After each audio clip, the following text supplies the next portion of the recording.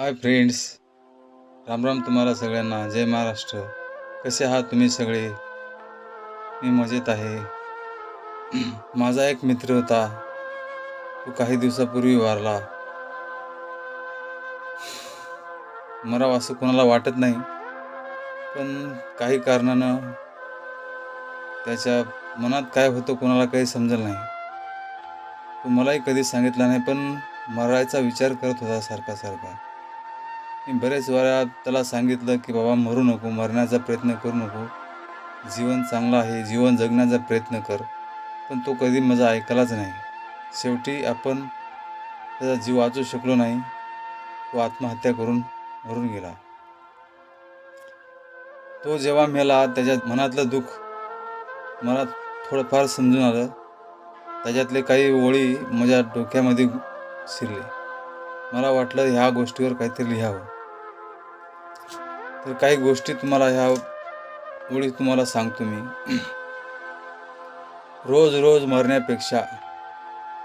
रोज मरण्यापेक्षा एक दिवस मेलेलं बरं. सगळ्याला सांगून खोटं होण्यापेक्षा खरं केलेलं बरं. दुःख सांगितलं सगळ्यांना, दुःख माझं समजलं नाही. न सांगलेलं बरं. असं वाटते हे सगळे आहेत माझे, सगळे असून परके आहेत. त्यांना आपलं न मानलेलं बरं.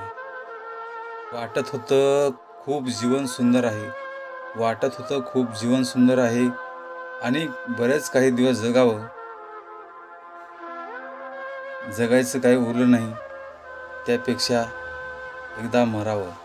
ते सगळे इथे असं मला वाटते. आहेत माझे सगळे इथे असं मला वाटते. मरण्याचा जेव्हा विचार येते तेव्हा डोळ्यात पाणी येते.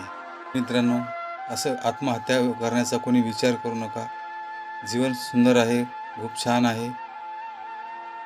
तरी पण काही लोकांना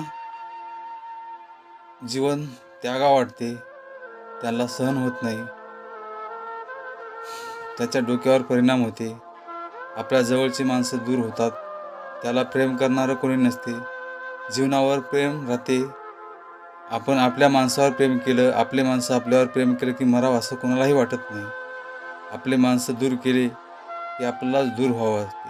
आपल्याला समजून घेणारं, आपल्याला समजून सांगणारं असं कोणीतरी असलं की जीवन खूप सुंदर वाटते. तरी एकूण एकाला समजून घ्या, जीवनावर प्रेम करा, पण मरण्याचा विचार करू नका.